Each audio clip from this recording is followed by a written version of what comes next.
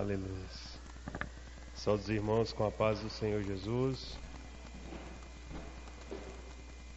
Os irmãos não reparam, não sou o pastor Edivandes.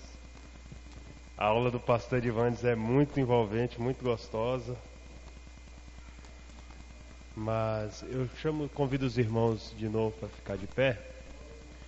Vamos fazer mais uma oração. É importante para nós temos o privilégio de estarmos aqui esta manhã. Tirar esse momento para a gente aprender do Senhor, da palavra do Senhor.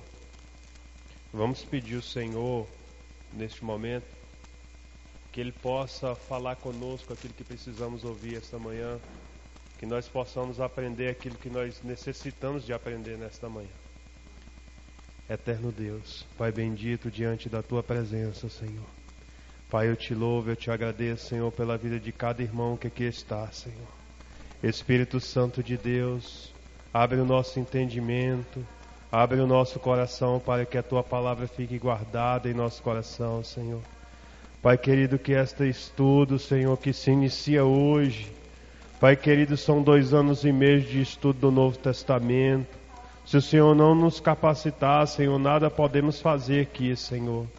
Espírito Santo de Deus, continue fortalecendo a escola bíblica dominical, abençoando os professores, ó Pai, dando entendimento, vigor, Pai querido, e desejo de aprender, Senhor. Coloca desejo em nossos corações, Senhor, para despertar para a Tua palavra, Senhor. Desejo de estudar a Tua palavra, desejo de estar contigo, Senhor, de devocionais, de momentos íntimos, Senhor. Pai bendito, que esse estudo possa trazer, Senhor, uma mudança, Senhor, extraordinária em nosso meio. Que venha mudar o nosso comportamento, Senhor. Que venha mudar a nossa mente, a nossa maneira, Senhor. Pai querido, que esse estudo possa, Senhor, nos aproximar mais ainda de Ti, Senhor. Pai, é o que nós Te pedimos, meu Deus. Em nome de Jesus, Senhor, esteja conosco. Em nome de Jesus. Amém. Os irmãos podem sentar, fiquem à vontade.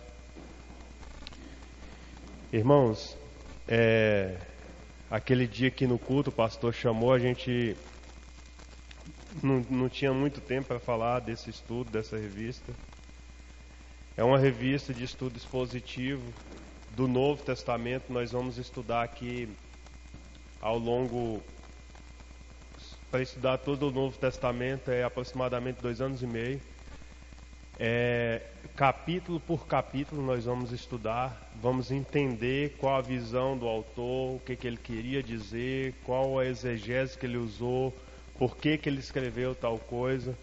E esse primeiro trimestre que nós vamos poder estudar essa lição é da Z3 Ideias, uma editora. É um estudo bíblico, nós vamos estudar do capítulo 1 ao capítulo 13 de Mateus.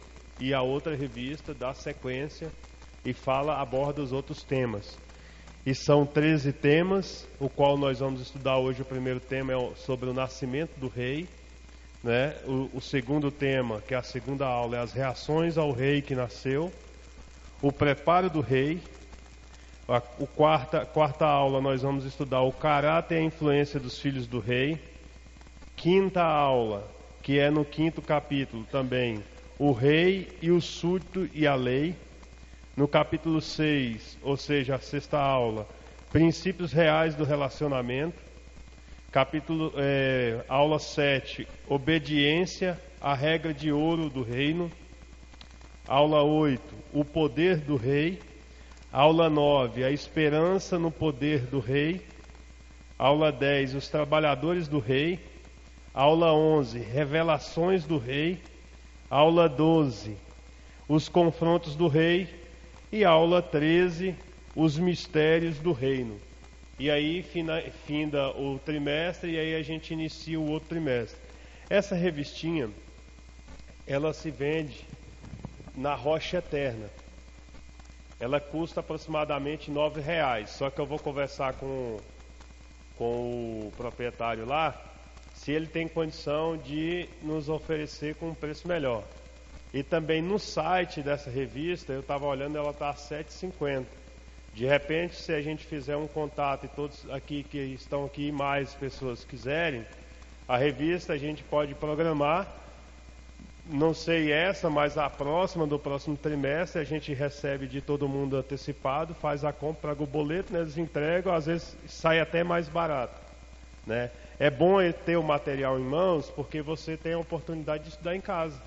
Você estuda antecipado, então você vem para a aula, quando a gente começar a falar aqui, você vem com as suas dúvidas e a aula fica muito mais rica, né? Eu preparei um slide, só que eu estava pensando na questão da luminosidade e escolhi um slide mais escuro para ver se ele fortalecesse ali, mas no próximo a gente vai melhorando, né, pastor Edivandes? É uma honra estar aqui com os irmãos para a gente estudar.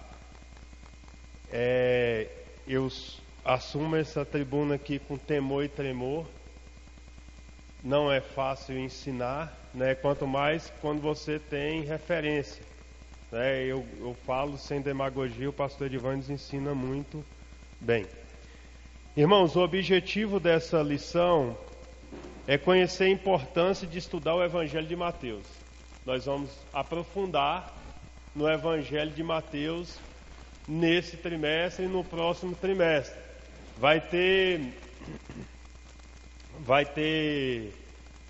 trimestre que não vai ser 2 revistas, vai ser, por exemplo, quando a gente chegar nas cartas paulinas, vai ter carta lá que a gente vai estudar 2 cartas em um trimestre só.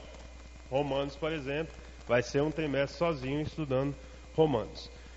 Mateus, nós vamos estudar o Evangelho de Mateus, todos os evangelhos nós vamos estudar. Os evangelhos, na última aula aqui, o pastor Edivandes, ele salientou que os 3 primeiros são evangelhos sinóticos, né, que vem de sinopse, né, uma só visão, e João escreve um evangelho diferente. Por exemplo, Marcos, ele escreve mostrando Jesus como servo, e Lucas como filho do homem, e João escreve mostrando Jesus como filho de Deus, o verbo que se fez carne. Já Mateus, ele escreve para um público diferente. Ele escreve para um público que é os judeus. E ele vem mostrando Jesus como o Messias prometido, né? Como o rei. E Israel, naquele momento, estava esperando um rei que tirasse eles do jugo de Roma, né? E Mateus, ele escreve trazendo Jesus, as referências de Jesus, trazendo Jesus como rei, mostrando eles Jesus como o rei, o Messias, o Jesus que foi, o Messias que foi anunciado no Antigo Testamento, o Jesus que foi falado por vários profetas em vários momentos de Israel no Antigo Testamento. Então ele mostra essa característica de Jesus. Ele escreve para crentes novos, judeus que ainda estavam presos na sua antiga religião, e ele mostra e também escreve àqueles que ainda também não eram crentes, mostrando que se cumpriu em Cristo toda a lei e os profetas. E somente Jesus consumou toda a lei e os profetas. O Evangelho,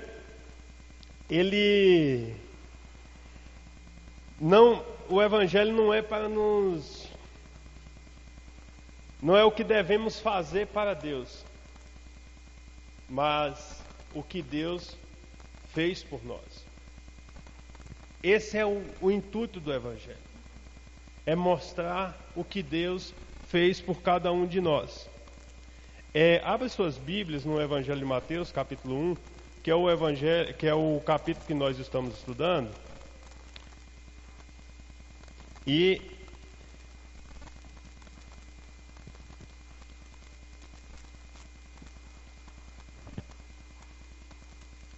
Evangelho de Mateus, capítulo 1.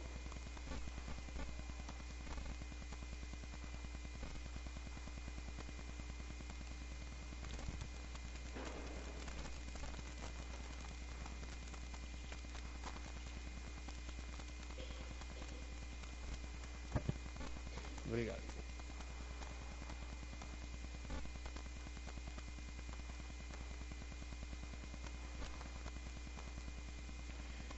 E nós vamos ver qual a importância de nós estudarmos, qual a importância para a igreja hoje de se estudar os evangelhos. Propriamente dito, esse evangelho que nós estamos estudando hoje, começando a estudar hoje. Qual a importância para a igreja? São 3 importâncias.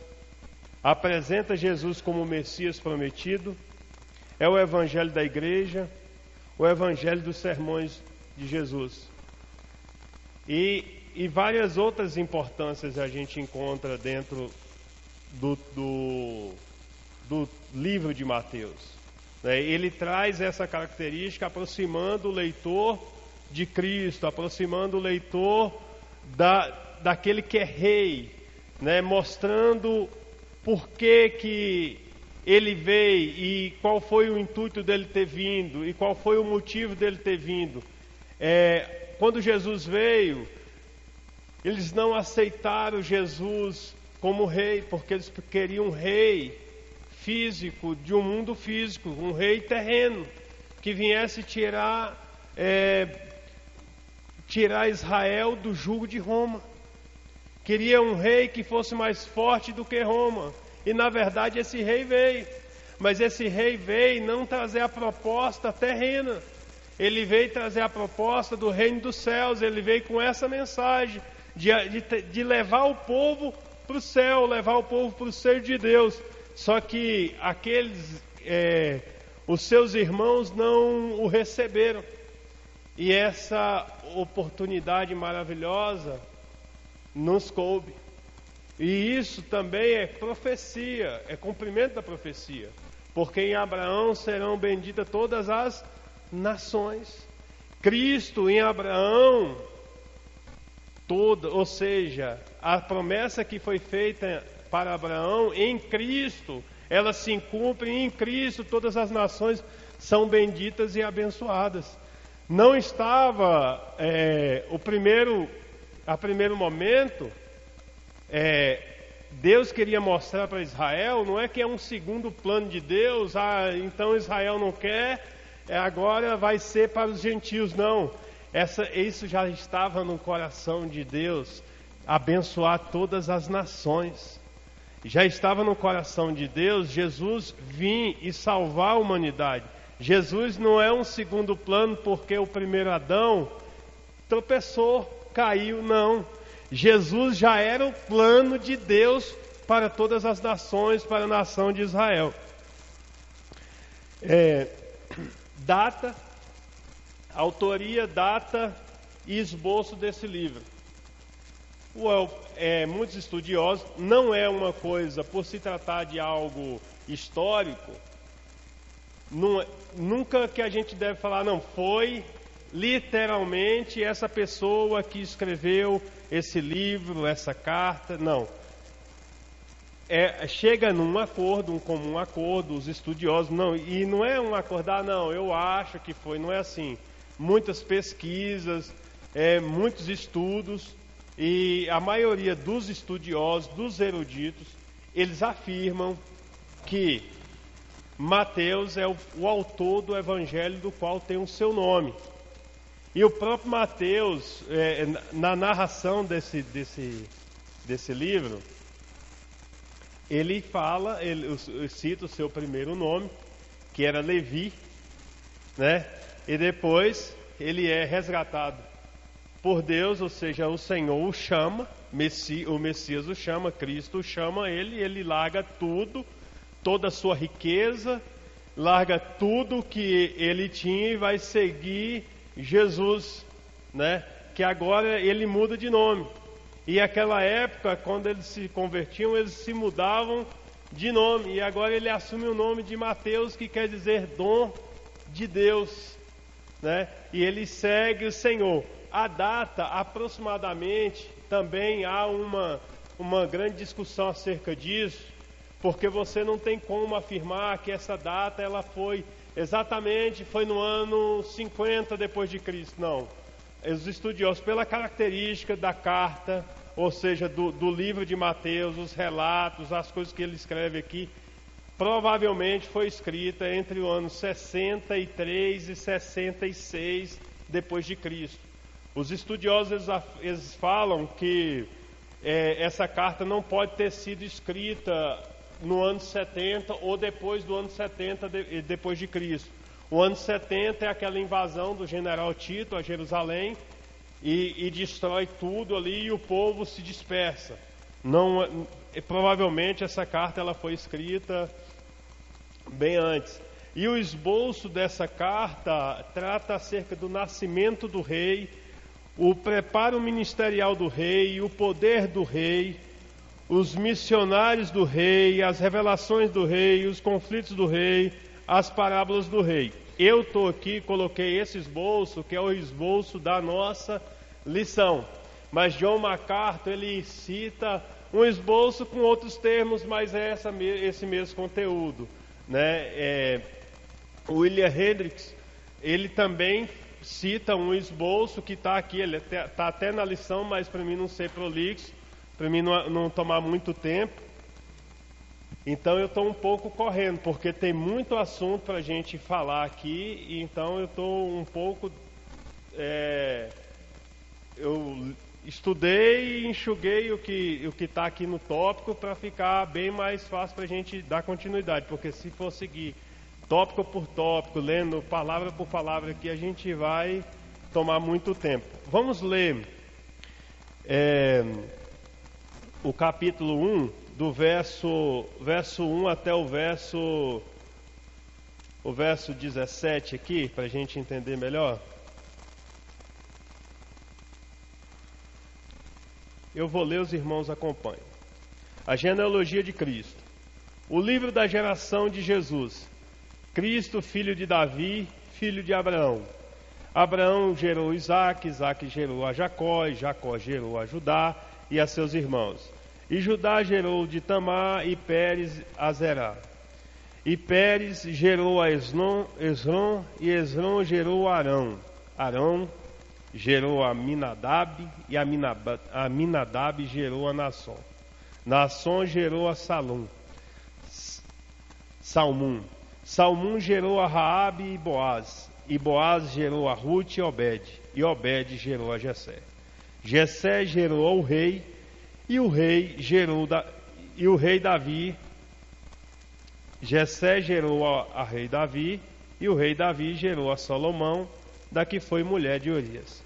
Salomão gerou a Roboão, Roboão gerou a Abias, e Abias gerou Asa. E Asa gerou a Josafá, e Josafá gerou a Jorão, e Jorão gerou a Uzias, e Uzias gerou a Jotão, e Jotão gerou a Acaz. E Acaz gerou a Ezequias, Ezequias gerou,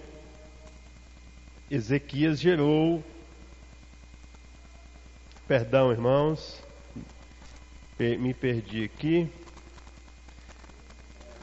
No 10, Ezequias gerou a Manassés, e Manassés gerou a Amon, e Amon gerou a Josias, e Josias gerou a Jeconias e os seus irmãos, e deportaram para a Babilônia. E depois da deportação para a Babilônia, Jeconias gerou a Salatiel, e Salatiel gerou a Zorobabel.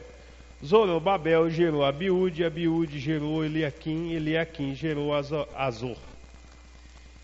E Azor gerou a Sadoc, e Sadoc gerou a Aquim, e Aquim gerou a Eliúde. Eliúde gerou a Eleazar, e Eleazar gerou a Matã, e Matã gerou a Jacó. Jacó gerou a José, marido de Maria, da qual nasceu Jesus, que se chama Cristo. De sorte que todas as gerações, desde Abraão até Davi, são 14 gerações. E desde Davi até a deportação para a Babilônia, 14 gerações. E desde a deportação para a Babilônia até Cristo, 14 gerações. Por que que Mateus, ele começa o seu livro, o Evangelho de Mateus, citando a genealogia? fiz questão, poderia só, todo mundo já leu isso aqui, mas eu fiz questão de ler. E ele começa dizendo que Cristo, filho de Davi e filho de Abraão. Se ele vem apresentando Jesus com a proposta de ser rei, um rei ele tem que ter a sua descendência. Ele tem que vir de um trono que real. Ele tem que vir de uma descendência real. E aqui para esse povo só há uma descendência real, que é a descendência de Davi. E há profecias escatológicas acerca disso, para o milênio, que Davi voltará a reinar no trono, né? Esse Davi aí é o próprio Cristo, né? No reino milenar, que é o próprio Cristo que vai reinar. Então, ele cita a genealogia de Jesus, porque para mostrar, para convencer aquele povo, ele tinha que mostrar que Jesus vinha daquela linhagem. Só que você vai ver lá em Lucas, quando nós chegarmos no Evangelho de Lucas, você vai ver que a genealogia Lucas cita diferente. Agora já não é mais por José, e sim por Maria. E isso tem um sentido. Por que Lucas ele quer escrever nesse sentido? Aqui, porque lá em Lucas estava escrevendo para os gregos. E os gregos acreditavam no homem, por isso que ele escreve como filho do homem, né? E Jesus ele não era filho biológico de José, embora José o criou dando toda a educação como filho biológico. José ensinou Jesus a Torá e o levou aos 12 anos no templo, como era o costume dos judeus naquela época. Então, Mateus ele começa com a genealogia falando de Abraão, que era uma referência para aquele povo, e mostrando que Jesus era da linhagem de Davi. E os judeus eles são muito esotéricos, né? Tanto que aquela religião Cabala é uma religião judaica. Eles acreditam muito em numerologia. E a Bíblia, você vai ver no Novo Testamento, tem muita numerologia. E o texto de Mateus também traz essa coisa de números, de numerologia. 14 gerações de Abraão até Davi. De Davi até o exílio para a Babilônia, 14 gerações. E do final do exílio até Jesus, mais 14. E até o nome Davi significa, em número, 14. Né? Que lá no hebraico, a letra e o número têm o mesmo sentido. Você usa a letra como número. Então o nome Davi é o mesmo número 14. Tem aqui não vou perder muito tempo nisso aqui, mas só para trazer a proposta de conhecimento, né? Há 3 grupos de 14 gerações nesse texto aqui, só onde nós lemos aqui, né? E quais são as suas mensagens?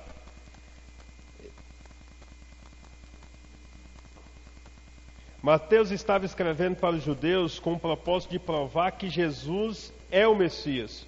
Por isso era importante que ele apresentasse a linhagem do rei. Ele começa dizendo: livro da genealogia de Jesus Cristo, filho de Davi, filho de Abraão. As 2 primeiras palavras do livro da genealogia, Bíblios, Gênesis, significa livro da geração ou livro da genealogia.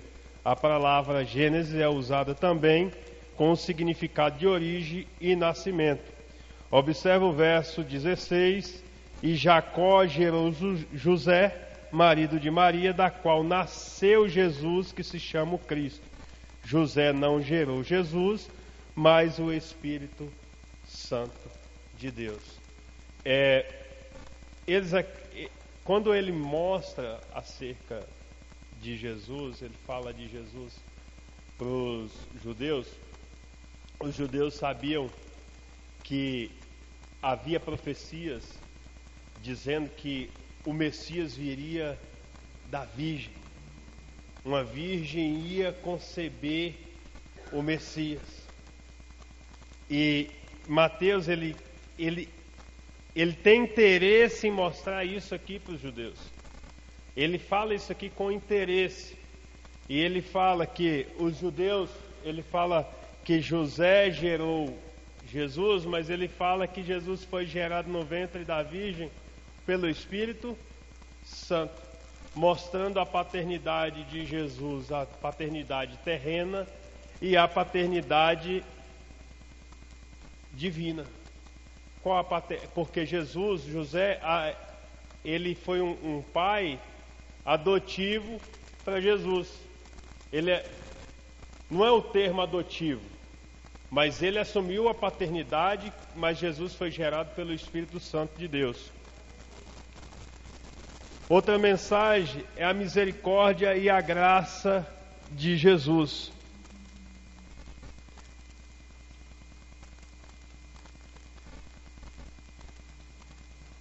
E a terceira, ele cita as 4 mulheres pecadoras na genealogia de Jesus.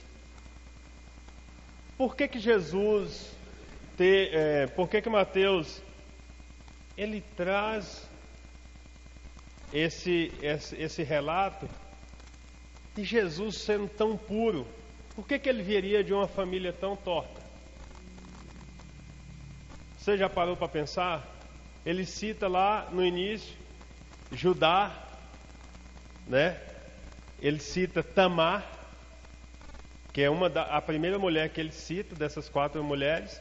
Depois ele cita Raabe, que era uma prostituta em Jericó. Depois ele cita Tamar, Raabe, eu esqueci de colocar outra aqui, Ruth, que era dos Amonitas,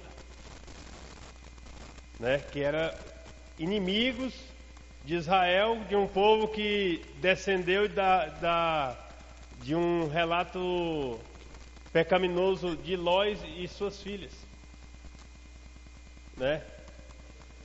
E aí ele cita por último Betseba, que veio de um relacionamento, de um adultério com Davi.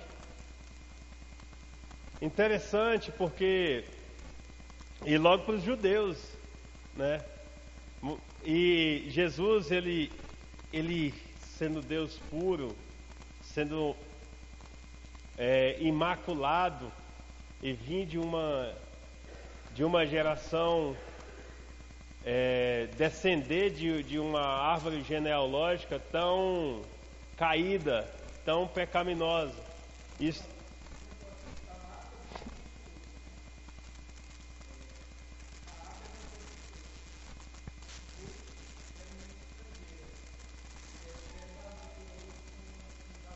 Betseba do tempo.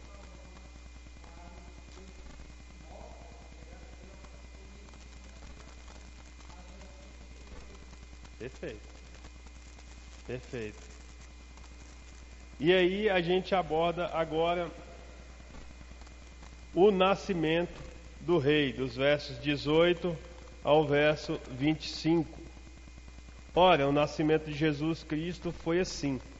Estando Maria, sua mãe, desposada com José, antes de a juntarem, achou-se ter concebido do Espírito Santo.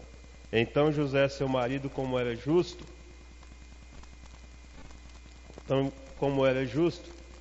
e não queria infamar, intentou deixá-la secretamente. E projetando-se isso, eis que em sonho lhe apareceu um anjo do Senhor dizendo: José, filho de Davi, não temas receber a Maria, tua mulher, porque o que nela está gerado é do Espírito Santo. E ela dará à luz a um filho, e lhe porás o nome de Jesus, porque ele salvará o seu povo dos seus pecados. Tudo isso aconteceu para que se cumprisse o que foi dito da parte do Senhor pelo profeta, que diz: Eis que a virgem conceberá e dará à luz um filho, e ele será chamado pelo nome de Emanuel, traduzido, Deus conosco. José, despertando do sonho, faz como um anjo do Senhor lhe ordenara e recebeu sua mulher. E não conheceu até que deu à luz seu filho, o primogênito, e pôs-lhe o nome Jesus.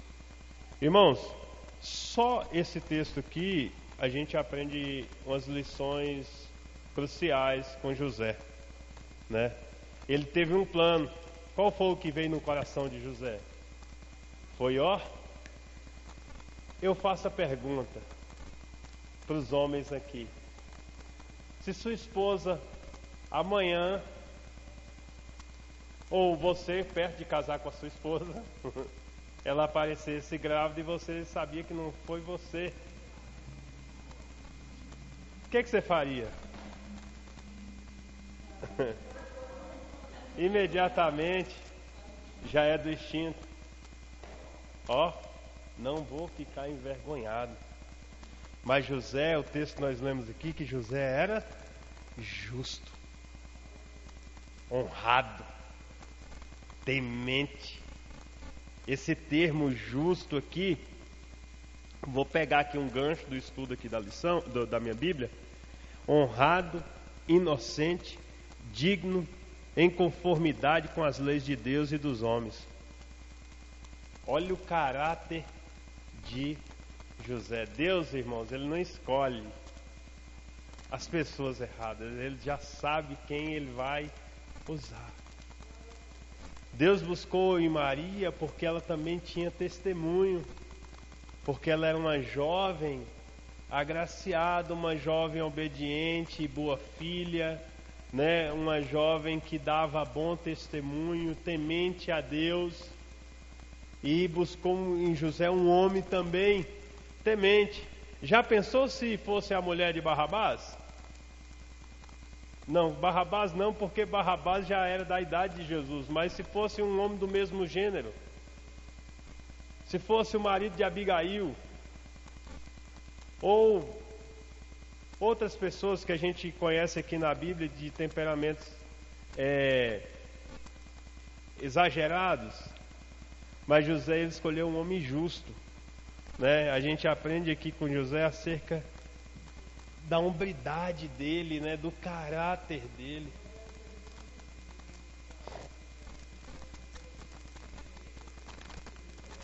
Sim, mas ele pensou, se eu abandonar, ela vai morrer apedrejada. Ele ficou no jogo, no embate. Ele não fugiu de imediato. Ele queria fugir, mas ele sabia que se ele fugisse, aquela barriga daquela mulher ia crescer. E ela ia ser apedrejada, porque era a lei que dizia isso. Se a mulher fosse pega em adultério, ela era apedrejada. Enterrava ela lá e as pessoas iam apedrejar ela até a morte, né? Então ele ficou com esse... Ele ficou entre a cruz e a espada, o que eu faço? Aí ele adormeceu e o anjo do Senhor fala com ele: não temas, José. Sua mulher aí diz, então José, seu marido, era justo, tal. Projetando isso, eis que em sonho lhe apareceu um anjo do Senhor dizendo: filho, José, filho de Davi, não temas receber a Maria, tua mulher, porque o que nela está gerado é do Espírito Santo. E aí sim é o convencimento.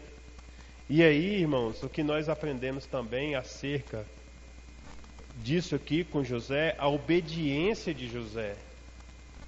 José, ele tinha caráteres assim extraordinários, lindo, homem justo e além de tudo isso honrado, era um homem obediente. Você vê que ele tem um sonho, foi em sonho que veio a mensagem para ele e ele obedeceu conforme o Senhor ordenou para ele em sonho. Vamos abrir a nossa Bíblia aqui em Jeremias, ou Isaías 7, 14. Quem puder ler.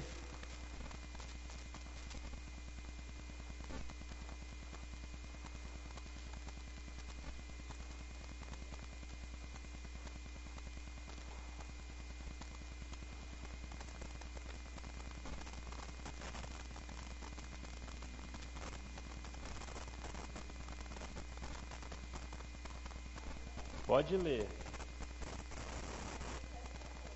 Isso.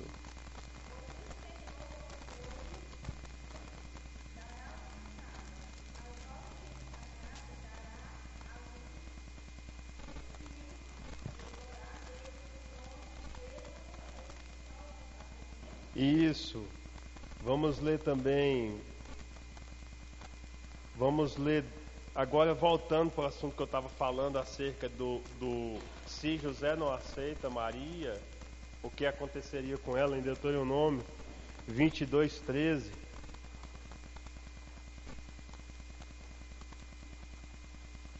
Só para finalizar.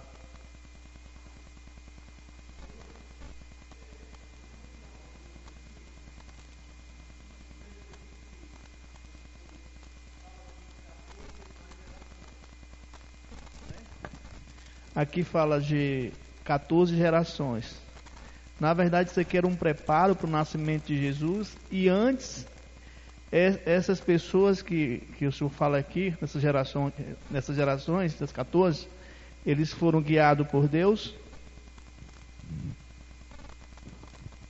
Se as 14 gerações foram guiadas por Deus.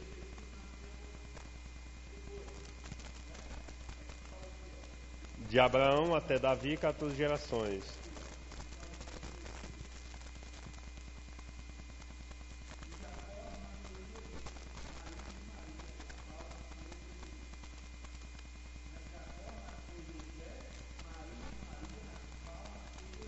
Isso.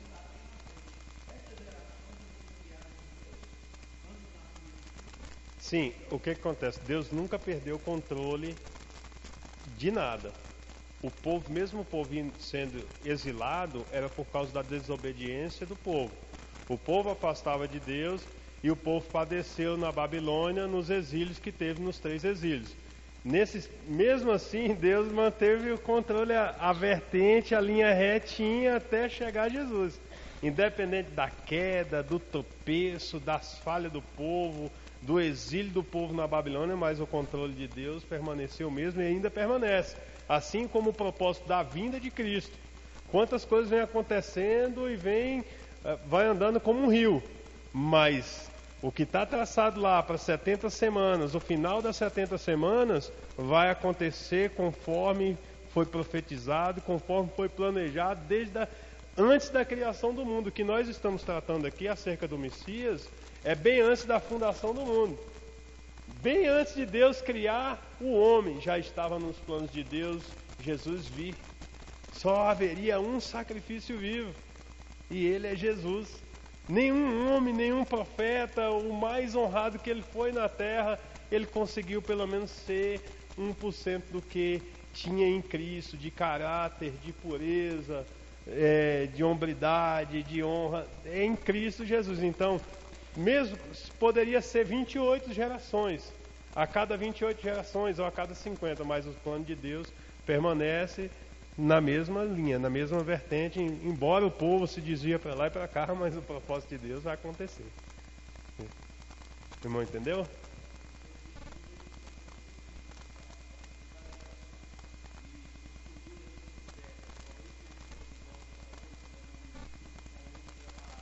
Aham.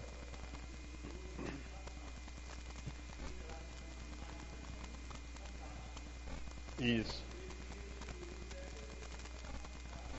Sim, escolheu José, como também escolheu Maria. Como eu disse anteriormente, eram pessoas que tinham um caráter íntegro. Eu acredito que por isso Deus o escolheu, porque ele tinha esse caráter, assim também como Maria. Embora Deus poderia escolher o João, já estava nos planos de Deus antes de José nascer. Deus já tinha um plano para José nascer. Assim como antes de você nascer, Deus já tinha um plano para você nascer. Lá em Isaías 45 diz que o Senhor nos escolhe antes de ter nome e sobrenome, né? Então o Senhor já está nos planos de Deus. Deus é um Deus completo, um Deus organizado, um Deus que tem os seus projetos. Deus não muda os seus planos no meio do caminho. Ah, não, agora o Anderson, ele andou assim, agora eu vou fazer assim para encaixar no que eu quero. Não, Deus é soberano. É o que Ele quer que vai acontecer aqui. Amém? Pode ler aí. Já leu, né? Isaías 7, vou finalizar aqui.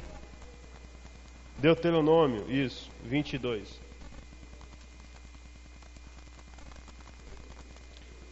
22, 13.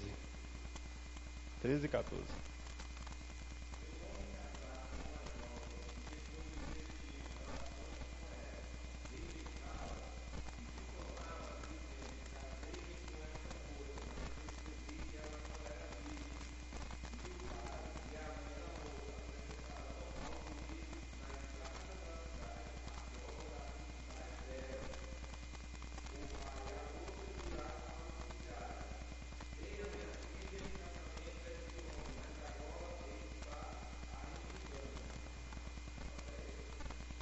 Você está em qual?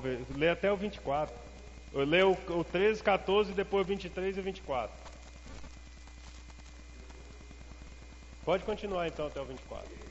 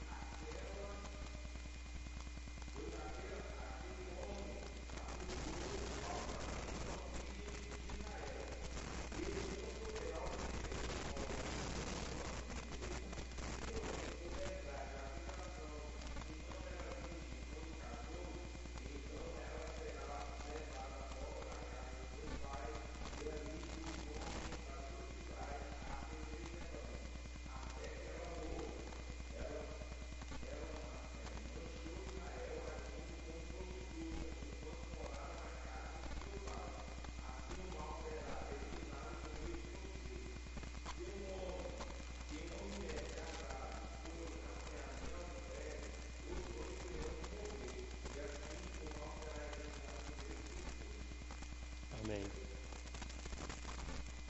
Leu até o 24?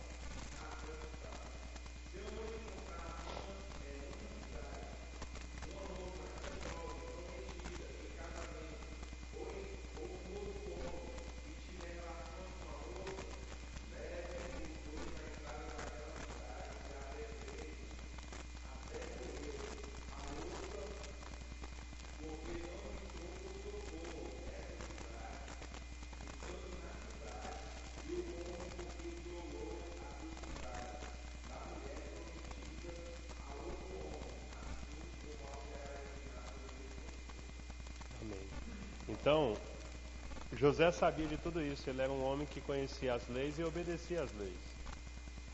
E isso era muito forte ainda nessa época ali de José, quando Jesus nasceu. Então José, ele teve esse caráter, ele teve essa preocupação, esse cuidado.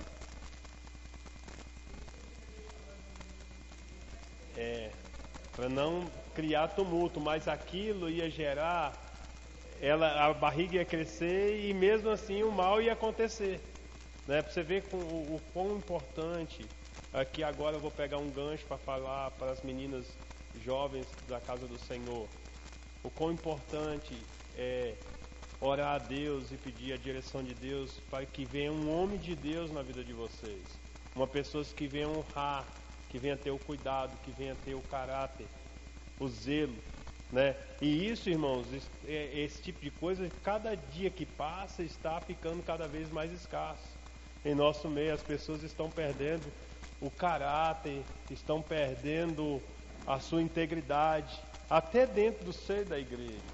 Pessoas já não querem honrar o Senhor, Honrar o Senhor é o que? É caráter. É ter o mesmo caráter de Cristo. Eu venho aqui aos domingos, eu venho às quartas-feiras, eu venho à escola dominical para que o meu caráter seja moldado ao caráter do Senhor. Porque senão, irmãos, isso é religiosidade. Não passa de hipocrisia nós entrarmos por essas portas nesta manhã e sairmos daqui da mesma forma que entrou. A minha oração quando eu cheguei aqui, Senhor, que a Tua palavra venha mudar o nosso comportamento. Que a Tua palavra, Senhor, venha trazer algo em nós, que não venha ser eu falando, Senhor, mas que o Senhor possa passar aquilo que venha mudar algo em nós. E é o que está faltando, irmãos, no nosso meio. Nós estamos brincando com coisa séria. Quando eu digo nós, é porque, olha, é muito sério e muito real o que nós estamos estudando aqui. Esse nascimento de Cristo foi profetizado não sei quantos mil anos antes de Jesus nascer. E Deus foi levantando levantou juízes, Deus levantou profetas, e Deus foi levantando pessoas e falando acerca disso. Israel, chegou um tempo que Israel falou, agora o Messias, acho que, será que vem? E é o que como nós estamos nos comportando nos dias de hoje. Será que Jesus vem mesmo? Será que esse arrebatamento é verdadeiro? Será que não é conto da carochinha? Não, irmãos, é literalmente verdade. Há uma profecia acerca da vinda do Senhor, e cada dia que nós vivemos, cada dia mais nós nos aproximamos dessa hora. O relógio já está no seu último minuto, ou últimos minutos. Não é data que nós precisamos saber, mas é estarmos prontos para quando o Senhor nos chamar, nós irmos morar com o Senhor. Se o Senhor me chamar agora, eu tenho que estar pronto. Pode ser que quando eu chegar em casa, venha um mal súbito e eu ir. E aí? E se eu for? Eu estou preparado para ir para o Senhor? Porque só há dois caminhos que nos levam a Deus. É um caminho que a Bíblia diz, um caminho difícil. E a porta desse caminho é estreita. E outro caminho que é largo, que é fácil, que conduz facilmente. Você não precisa nem se esforçar, tem uma esteira te levando, igual nos aeroportos, né? Então a gente tem que atentar. Amém, irmãos? Muito obrigado. Aqui a gente encerra a nossa aula. Eu deixei um texto ali muito interessante de J.C. Ryle, que conhecer a Cristo é desfrutar da paz com Deus. Seguir os passos de Cristo é ser um crente verdadeiro. Estar com Cristo será o próprio céu. Amém? Que Deus abençoe os irmãos. O nosso tempo é muito limitado. Eu não aprofundei muito nos versículos. São muitas referências, pastor Edvandes. Pastor Edvandes tem uma dinâmica de aprofundar nos versículos. Só que assim, o tempo é muito corrido, então não dá para a gente aprofundar, ler versículo por versículo, ler a revistinha. Então, se eu não alcancei o esperado dos irmãos, a expectativa, orem por mim para que eu consiga alcançar. Amém? Que Deus abençoe os irmãos e que essa palavra possa nos edificar.